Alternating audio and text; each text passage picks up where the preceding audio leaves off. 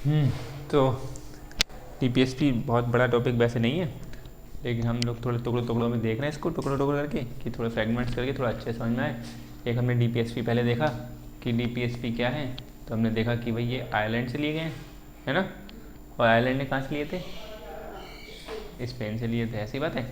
तो डीपीएसपी हमारे पता है भाग 4 में है, भाग 4 में, भाग 3 में, भाग 4 में संविधान के, है ना। और 36 आर्टिकल 36 से आर्टिकल 51 तक ये भी हमने देखा। फिर हमने आर्टिकल 36 से पूरे 51 तक देख ली कि इसमें क्या क्या बात कही गई है, ठीक है। जिसमें 37 आर्टिकल में एक बात क्या कही गई है कि ये अप्रवर्तनीय है, राज्य इसके लिए बाध्य नहीं है, ठीक है। ये बात समझ में आ रही है। तो उसमें ये बात कही गई। फिर क्या है, फिर हमने देखा था कि डीपीएसपी के बारे में 36 से 51 तक पूरे देखने के बाद हमने डीपीएसपी के संबंधित कुछ कथन देख लिए कि किसने क्या कहा, जैसे केटी शाह ने क्या कहा है, ठीक है, नसीरुद्दीन ने क्या कहा है, डॉक्टर अम्बेडकर ने क्या कहा है ना, एवर जेनिंग्स हैं, ऑस्टिन हैं, ठीक, ग्रेनवेल ऑस्टिन, इन लोगों ने क्या क्या बात कही, कथन कही डीपीएसपी के बारे में, वो हमने देख लिया। अब हम डीपीएसपी की आलोचना पढ़ लें कि डीपीएसपी की कुछ लोगों ने आलोचना की है तो क्या कही है, और डीपीएसपी का महत्व देख लें कि डीपीएसपी क्यों जरूरी है, ठीक है। तो आलोचना में क्या है कि एक तो सबसे बड़ी आलोचना यही है डीपीएसपी की कि डीपीएसपी क्या है, अप्रवर्तनीय है, ठीक है, और जिससे इसका महत्व कम हो जाता है। यानी कि जब अप्रवर्तनीय तो कोई ध्यान नहीं देगा कि राज्य बाध्यकारी तो है नहीं कि हम बहुत जाओ देखें क्या क्या लिखा है, हमारे अधिकार क्या क्या है, लाओ हमें नहीं देगा तो हम लड़ लें, तो कोई ध्यान नहीं रखता। फंडामेंटल राइट को ध्यान रखता है कि भाई हमारे मौलिक अधिकार में ये 12 में 13 में 14 में, बल्कि 12-13 में तो अलग बात है, 14 से स्टार्ट हो रहा है ना, समानता का अधिकार है, भेदभाव नहीं होगा, आरक्षण मिलेगा, हमें नौकरी में मिलेगा, रजिस्ट्रेशन में मिलेगा, ये सब वगैरह वगैरह। और हमें देखा छुआछूत नहीं है और उपाधियों का अंतर है, सब हमें ध्यान रखना है क्योंकि हमें पता है कि हम ले सकते हैं, ये सुप्रीम कोर्ट इसका उल्लंघन होगा तो हम आर्टिकल 32 के तहत इसको ले सकते हैं। लेकिन क्या ये अप्रवर्तनीय है तो इसका महत्व भी कम हो जाता है, लोग ध्यान ही नहीं देते हैं। और ये बात सही भी है कि बहुत लोगों को डीपीएसपी तो एक बार को पता होंगे कि सॉरी मौलिक अधिकार तो पता होंगे कि क्या का कहाँ से कहाँ तक है और उसके अंदर क्या क्या बातें कही गई हैं, लेकिन कि यार डीपीएसपी के बहुत सारे आर्टिकल याद नहीं होंगे, ठीक है। 36 से 51 ज़्यादातर आर्टिकल है नहीं और बहुत बड़े बड़ी भाषा नहीं लिखी हुई है, लेकिन उसमें आर्टिकल 20 में कितनी बड़ी भाषा लिखी है ना, मनमानी गिरफ्तारी वगैरह 21 वाले 22 वाले में 21 जीवन के अधिकार तो कितना बड़ा अधिकार है। तो वो सब चीज़ें उसमें देखते देखते लोगों को मौलिक अधिकार याद है क्योंकि वो पता है कि बाध्यकारी है, राज्य देगा ही देगा, राज्य को देने ही देने। ये क्या है, यानी सबसे बड़ी आलोचना इसकी क्या रहेगी कि डीपीएसपी अप्रवर्तनीय है, जिससे इसका यानी कि डीपीएसपी का महत्व कम हो जाता है, कि महत्व कम हो गया, अब कोई ध्यान नहीं दे रहा है, तो एक आलोचना ये हो गई। फिर कहते हैं कुछ आलोचक क्या कह रहे हैं कि डीपीएसपी बहुत बड़ा, डीपीएसपी का वर्णन विस्तार से है कि बहुत बढ़िया करके बताया कि डीपीएसपी में ऐसा है, 36 38 आर्टिकल में ऐसा है, 39 आर्टिकल में बढ़िया, 39A 39B 39C D ऐसे करके बांट रखा है कि बहुत अच्छे से बताया, वर्णन बहुत बढ़िया विस्तार से किया है। लेकिन व्यवहार में इसको लागू कैसे किया जाए, कि कैसे लागू करें, राज्य को क्या क्या क्या करना चाहिए जिससे ये 36 से 51 तक जो आर्टिकल में बातें कही गई हैं कि ये लागू हो जाए, लोगों तक वो पहुँच मिल जाए। तो वो लागू करने के लिए कोई साधन नहीं बताया है, बस अच्छी अच्छी बातें लिख दी और ये भी लिख दी थी, ये मतलब अब ये बिल्कुल हलवा चाह रहे हैं एक तरीके से कि कभी सब कुछ बता दे, राज्य में कुछ थोड़ा नीति निर्माण ऐसे करें, लेकिन ये बताना चाह रहे हैं कि साधन तो कोई बता देते कि कैसा साधन हो कि राज्य को ऐसे ऐसे कदम उठाने चाहिए। आर्टिकल 36 लागू करने के लिए, 37 लागू करने वाले, हालांकि आर्टिकल 36 में तो राज्य की परिभाषा लिखी है, 37 में बताया कि राज्य बाध्यकारी नहीं है, लेकिन 38-39 से समझ लो कि जो जो बातें लिखी हुई हैं तो वो बता दें। ये भी चाह रहे हैं, इनका कहने का मतलब ये है कि कुछ आलोचकों का मतलब कि राज्य लिख भी डीपीएसपी में लिख दो कि राज्य क्या क्या करे, तो ये आर्टिकल जो मिल जाए, जो अधिकार तुम्हें दिए वो मिल जाए, ठीक है। और भूमंडलीकरण, फिर 30 कुछ आलोचक क्या कहते हैं, आलोचक क्या कहते हैं, भूमंडलीकरण के दौर में, भूमंडलीकरण चल रहा है आजकल, इस दौर में भूमंडलीकरण का मतलब क्या है, सब एक देश दूसरे देशों से जुड़े हुए हैं ऐसे करके कि इसकी व्यापार इससे जुड़ा हुआ है, इसका व्यापार से जुड़ा हुआ है, तो आयात निर्यात एक दूसरे से जुड़ा हुआ है। ऐसा नहीं है कि अपना देश कोई बंद कर ले, अपने आप में कोई जी ले, ऐसा नहीं है। चाइना से जैसे बहुत लोग इधर अपने घर पे आयात करवाते हैं अपने देशों में, तो चाइना से अगर काट लें, जैसे हम लोग चाइना से बॉर्डर बिल्कुल बंद कर लें, सब कुछ बंद कर लें, तो चाइना से बहुत कुछ आता है, हमारी बहुत इकोनॉमी थोड़ी सी डाउन हो जाएगी। तो इसलिए भूमंडलीकरण का मतलब है कि एक दूसरे से ऐसे जुड़े हुए हैं कि हट नहीं सकते एक दूसरे देश।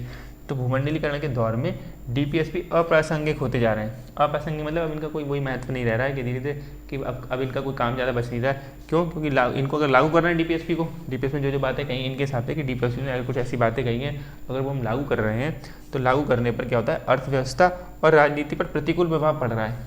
कि मतलब अर्थव्यवस्था पर अगर डीपीएसपी में लागू कर दें, जैसे डीपीएसपी में एक बात कही गई ना कि जो लिखा हुआ है डीपीएसपी इसमें भूमंडलीकरण के, तो इसमें बात ये कही गई कि जैसे आर्टिकल 47 क्या लिखा है, उसमें लिखा है ना शराब वगैरह है, शराब वगैरह उनके उत्पादक इनको बंद करा जाए, थोड़ा बंद करने में जोर दिया जाए और इनके उत्पादन को भी रोका जाए और बिक्री को भी रोका जाए। तो और लेकिन ये क्या है कि कहीं कहीं लिख कर बहुत ज़्यादा चाहिए, शराब की बहुत डिमांड होती है, तो अगर हम वैसा कर देंगे तो अर्थव्यवस्था पर हमारा प्रभाव पड़ेगा, है नहीं। तो ऐसी राजनीति पर प्रतिकूल प्रभाव पड़ेगा। तो इनका मतलब है डीपीएस में जो बातें कही नहीं, अगर हम लागू कर दें, तो राजनीति पे और अर्थव्यवस्था पर प्रतिकूल उल्टा प्रभाव पड़ेगा। प्रतिकूल का मतलब होता है कि हमारे अनुकूल नहीं हो रही वो बातें, ठीक है, यानी समझ में आ रहा है। जैसे अगर शराब बराबर वाला आर्टिकल 47 में अच्छा एग्जाम्पल हो जाएगा, तो एग्जाम्पल में जैसे लिख लो आर्टिकल 47 है ना, इसमें आर्टिकल 47 47 वही बात तो कही आर्टिकल 7 कि पोषक आहार देगा बढ़िया करके, और उसमें क्या शराब वगैरह इनकी बिक्री पे बंद करेगा और उत्पादन की बिक्री और इनकी बिक्री पे भी थोड़ा रोक लगाएगा, उत्पादन पे भी रोक लगाएगा।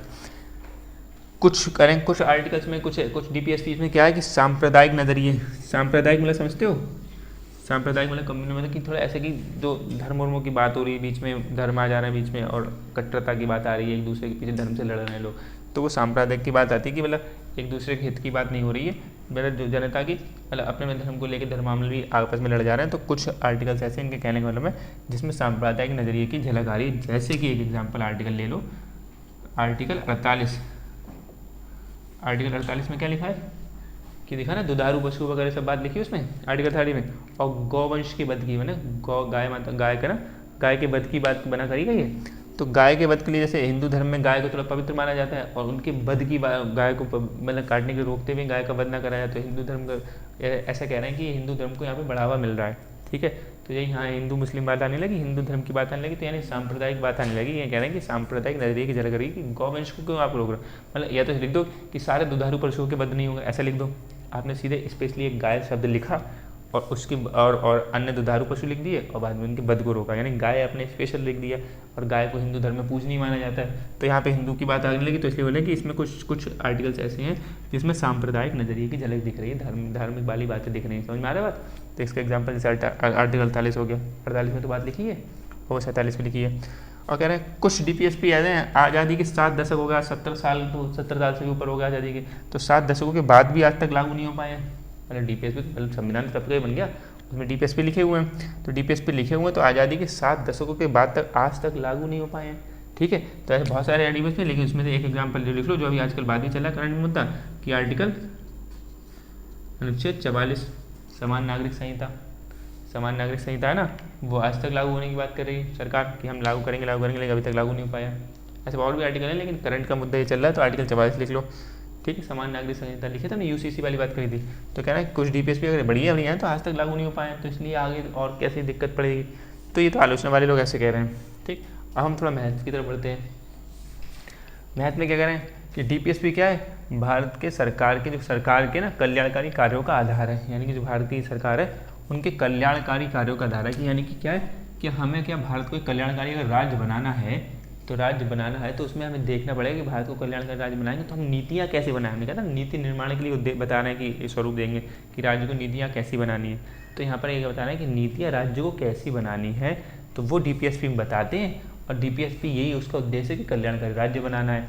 तो यहाँ पर क्या सरकार के कल्याणकारी कार्यों का आधार है कि राज्य को मतलब राज्य सरकार जो है ना कोई कभी नीतियाँ ऐसी बनाएगी तो उसमें देखेगी कि मुझे कल्याणकारी करना है देश को, तो डीपीएसपी में देखेगी कि अच्छा यहाँ से आधार उठाएगी उसका कि अच्छा ये ऐसी बातें करनी है, नीति हमारी थोड़ी इस तरह से बनानी पड़ेगी। और ऐसी सरकार की योजनाएं बता दोगे बहुत सारी कि सरकार ने ये योजना चलाई है। ठीक है, जैसे गैस वाली उज्ज्वला योजना या खाद्य सुरक्षा अधिनियम, ऐसे कर बहुत सारी योजनाएं चलाई सरकार ने, वो आप थोड़ा इसमें ध्यान रखोगे कि वो सब कल्याणकारी कार्य के लिए तो है। ठीक है, अन्न पोषण के लिए जितनी योजना चलाई गई हैं, उज्ज्वला और गरीबों के लिए और जो जनधन योजना वगैरह, ये सब क्या है कल्याणकारी राज्य बनाने के लिए। और यहाँ पर क्या है फिर दूसरा मैथ, यानी कि मैथ समझ में आया, यानी कि सबसे बढ़िया एक मैथ इसका क्या हो जाएगा कि कल्याणकारी कार्यों का आधार है। डीपीएसपी में देखेंगे हम कि यहाँ क्या क्या लिखा हुआ है, वही बातें हम करेंगे और वही नीति सरकार वैसे ही बनाएगी थोड़ा सा, यानी कि आधार एक तय हो गया, इसके आधार पर आपको नीतियाँ बनानी है। ऐसे बोलते हैं ना कि इसके आधार पर नीति बनानी है, डीपीएसपी के आधार पर नीति बनानी है, तो सरकार के कल्याणकारी कार्यों का आधार है। अच्छा, दूसरा क्या है सामाजिक और आर्थिक। ठीक, यानी कि सामाजिक और आर्थिक लोकतंत्र की स्थापना करते हैं डीपीएसपी। जो डीपीएसपी है इनसे क्या होता है सामाजिक और आर्थिक, मतलब सामाजिक तौर पे थोड़ा सा लोकतंत्र लेवल आता है और आर्थिक तौर पर आता है। पीछे हमने देखा भी था कि डॉक्टर अम्बेडकर साहब कह रहे थे ना कि आर्थिक लोकतंत्र के लिए ज़रूरी है। ठीक, तो ऐसे क्या है यानी कि सामाजिक और आर्थिक लोकतंत्र डीपीएसपी से आ रहे हैं अगर हम ठीक से उनके व्यवहार में लागू हो जाएँ। लेकिन ये क्या है, और राजनीतिक लोकतंत्र 3 तरह के लोकतंत्र है, सामाजिक आर्थिक राजनीतिक। तो राजनीतिक लोकतंत्र वो हमें फंडामेंटल राइट से मिल जाता है, यानी कि मौलिक अधिकार से हमें राजनीतिक लोकतंत्र की बात कौन करता है मौलिक अधिकार, बाकी सामाजिक और आर्थिक लोकतंत्र की बात कौन करते हैं डीपीएसपी। ठीक, अब तीसरा क्या है सरकार के मूल्यांकन का आधार प्रस्तुत करते हैं, यानी कि सरकार के मूल्यांकन करना है। यानी डीपीएसपी की तड़िया है कि सरकार क्या क्या काम कर रही है, या आप मूल्यांकन कैसे कर लोगे कि डीपीएसपी में क्या क्या लिखा था, इतनी अच्छी अच्छी बातें लिखी थी, सरकार ने आज तक क्या काम करा, देखो कि अच्छा ये बातें लिखी सरकार ने, ऐसा कुछ काम करा है, नहीं करा है तो करा है, मतलब करा है तो आप बोलो हाँ करा है, और नहीं करा है तो नहीं बोलोगे। यानी कि मूल्यांकन आप किसके, डीपीएसपी में देख के तो करोगे कि डीपीएसपी में इतनी अच्छी अच्छी बात लिखी, ये दो समान कार्य के लिए समान वेतन दो, ऐसा करो वैसा करो ऐसा करो लिखा है, ठीक है, स्त्री के लिए बनाओ, मजदूर के लिए ऐसा करो वैसा करो, बच्चों का शोषण रोको, सब कुछ लिखा था। तो वो सब मूल्यांकन आप सरकार का ये देखो कि सरकार ने क्या क्या काम करा है, यानी कि सरकार ने क्या क्या काम करा है और डीपीएसपी में कैसे लिखा था। ऐसे तो ना सरकार के ये काम है और डीपीएसपी में इतनी बातें लिखी हुई है, तो आप मूल्यांकन कर लोगे सरकार भी इतने में फेल हो गई, ये इतने और करना है, या फिर सरकार ने और ज़्यादा काम कर दिया, आपको इसमें तो इतनी बात लगी सरकार ने इतना ज़्यादा अच्छा काम कर दिया या बेकार कर दिया। तो मूल्यांकन करने के लिए डीपीएसपी ज़रूरी है।